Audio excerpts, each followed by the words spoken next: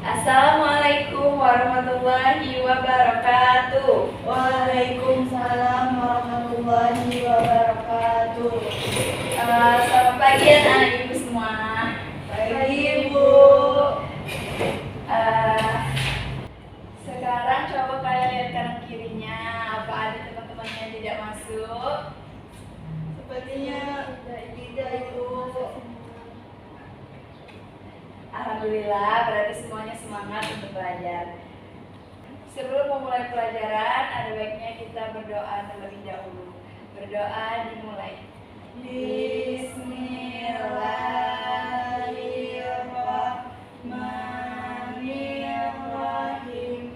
Rabbil sholli sadri wa yassirli amri wahlul uqdatam min lisani yafqahu qawli. Rabbil zidna ilman warzuqna fahman. Amin. Oke anak-anak, hari ini ada yang tahu kita hari ini belajar apa? Hari ini kita belajar tentang benda di sekitarku. Tema 3, subtema 3 dan pembelajaran 5. Oke, pertama, pernah tidak anak-anak melihat kapur? Tapi bukan kapur untuk di papan tulis, kapur yang bisa menyerap bau dan lama-kelamaan bisa menghilang. Pernah Ibu. Nah, ini adalah contoh kapurnya ya. Ini ada yang tahu ini namanya apa? Kapur baru. Ya, benar. Itu biasanya kalian jumpai di mana tuh? Di kamar mandi. Ya, benar. Kapur baru ini biasanya fungsinya untuk apa? Untuk Mengharumkan ruangan. Terus ini bisa juga kalian jumpai di lemari untuk mengharumkan baju. Oke, ada. Nah, selanjutnya ini ada tabel.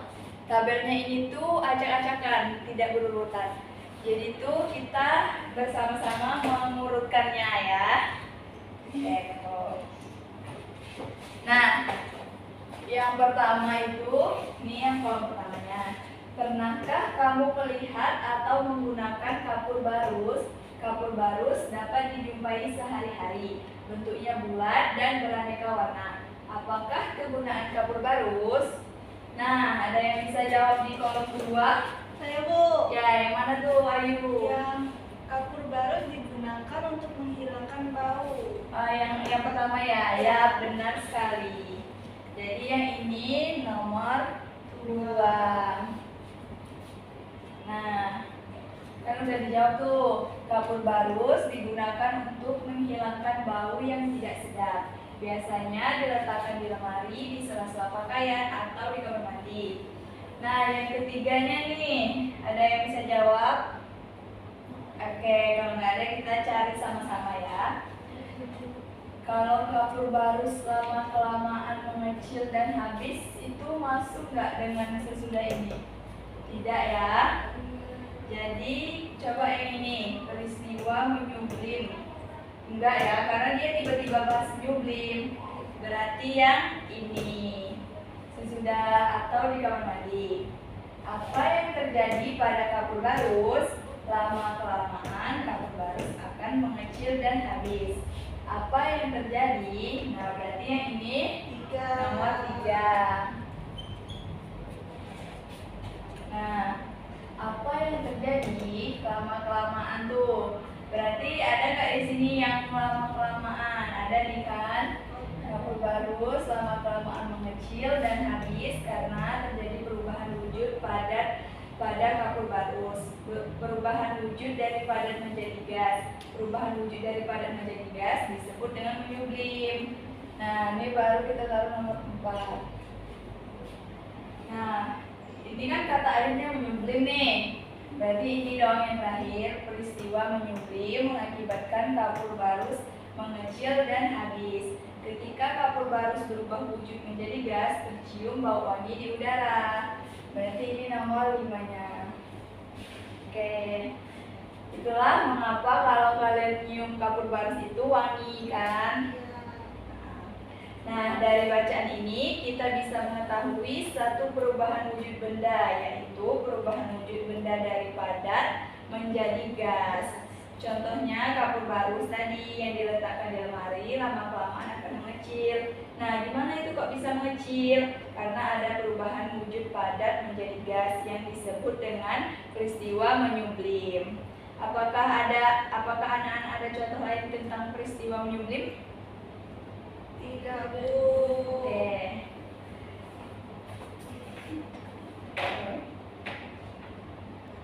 Lagi.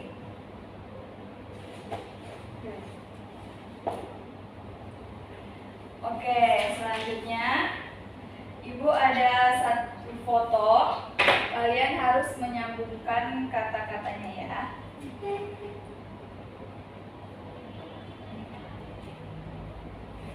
Nah, ini kan tadi kita udah belajar. Kemarin kita udah belajar apa itu mencair, membeku, dan menguap dan mengembun. Ini kalian bisa pasangkan sesuai dengan maknanya. Kalau bisa, kalian boleh maju. Kalau tidak bisa, tidak apa-apa, kita jawab sama-sama. Ada yang bisa? Ayo, Bu. Ya, boleh.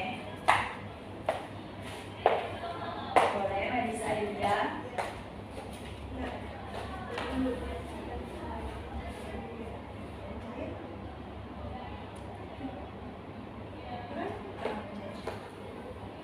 Ya, benar.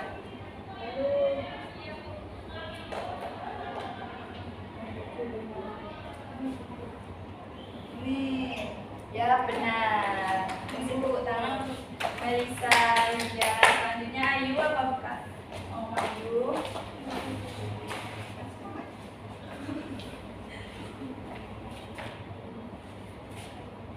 Menguap, ada yang tahu itu menguap, mengembun, dan menyublim.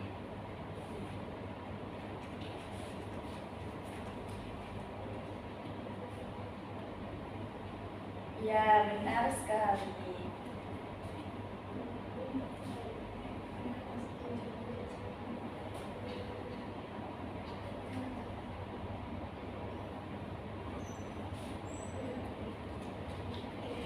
Oke, terima kasih Ayu.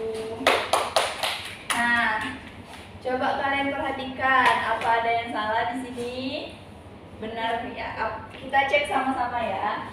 Mencair itu apa? Mencair adalah perubahan wujud padat menjadi cair. Kalau membeku, perubahan wujud cair menjadi padat.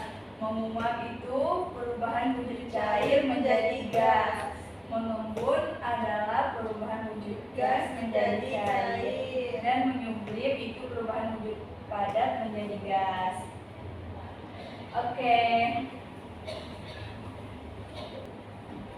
Oke, selanjutnya Ibu akan membacakan ke kalian tentang perubahan wujud yang baru nih. Kan ini ada 5.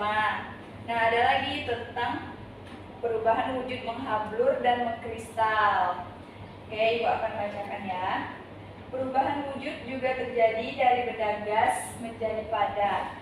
Perubahan wujud dari benda gas menjadi padat dikenal dengan nama menghablur atau mengkristal. Contohnya dalam kegiatan sehari-hari itu tidak bisa kita lihat dengan mata kita yang hidup di daerah Khatulistiwa. Jika kita tinggal di negara 4 musim itu, nah itu baru kita akan bisa melihat embun beku di pagi hari di musim dingin, seperti kristal es yang menempel pada tanaman-tanaman karena uap air di udara berwujud gas dan menjadi padat. Kayak gitu ya. Paham anak-anak Ibu? Berarti ada banyak macam perubahan wujud ya. Itu kalian bisa ingat dan mari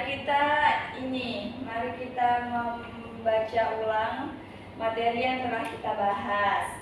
Mencair adalah perubahan wujud padat menjadi cair. Membeku adalah perubahan wujud cair menjadi padat. menguap adalah perubahan wujud cair menjadi Gas. menyublim adalah perubahan wujud padat menjadi gas, mengembun adalah perubahan wujud gas menjadi cair, mengkristal adalah perubahan wujud gas menjadi padat. Oke. Nah, selanjutnya Ibu akan membacakan menjelaskan peristiwa menyublim yang terjadi pada es kering. Kalian tahu es kering tidak? tahu, Es kering itu bukan es batu ya. Dia ini yang biasanya di toko es krim kan kayak sebesar ini tuh toko tempat-tempat es krim itu. Kalau kalian buka kan tuh ada uap tuh. Nah, es batunya tuh yang kayak gitu es kering tuh. Nah, jadi es kering adalah bentuk padat dari karbon dioksida yang biasanya digunakan sebagai pendingin. Keuntungan dari es kering adalah suhunya tuh lebih rendah daripada es air atau es batu. Es kering biasanya digunakan untuk menjaga makanan tetap beku. Jadi biasanya tuh ditemui di tempat-tempat es krim supaya dia tuh bisa tetap beku. Jika wadah penyimpanan es krim ditutup, maka es kering berubah menjadi gas secara perlahan. Jika wadahnya terbuka, es kering akan lebih cepat menguap. Nah, di situ ya. Terakhir, Ibu akan memberikan contoh soal ya, anak-anak. Oke, ini kita akan menjawab bersama-sama. Ibu akan menerangkan bagaimana, gitu ya. Baik, ini ada satu soal yang akan Ibu jelaskan kepada kalian. Mungkin ini akan muncul di soal latihan kita besok-besok ya. Nah, kita baca dulu soalnya. Suatu hari, Ayah Siti membeli 1 kilo es kering. Setelah 3 jam diletakkan di tempat terbuka, lama-kelamaan es kering pun menjadi mengecil dan sebagian menghilang. Ternyata peristiwa menyublim terjadi pada es kering tersebut. Ketika ditimbang kembali, es kering yang tersisa tinggal 400 gram. Berapa es kering yang telah berubah menjadi gas?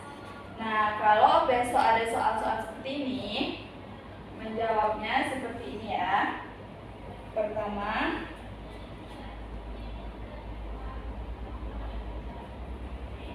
kita cari berat awalnya dulu. Berat awalnya berapa?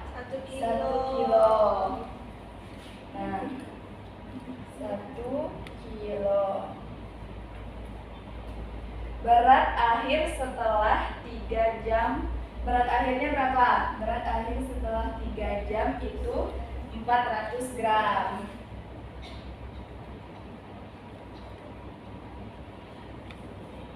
Nah, langkah ini adalah diketahuinya ya. Langkah pertamanya itu kita satuin berat 1 kilo itu. 1 kilo kalau disatuin berapa?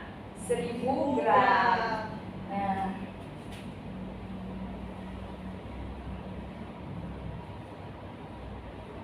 1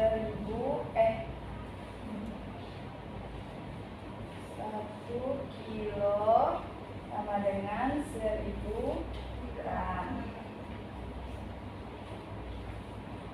Nah, kan yang ditanya itu berapa es krim yang telah berubah menjadi gas. Maka kita operasiin pengurangannya. 1 kilo dikurang 400 gram. Berarti 1000 dikurang 400 gram. 1000 kurang 400. Nah, jawabannya berapa? 1000 dikurang 400. 600 gram. Ya, benar.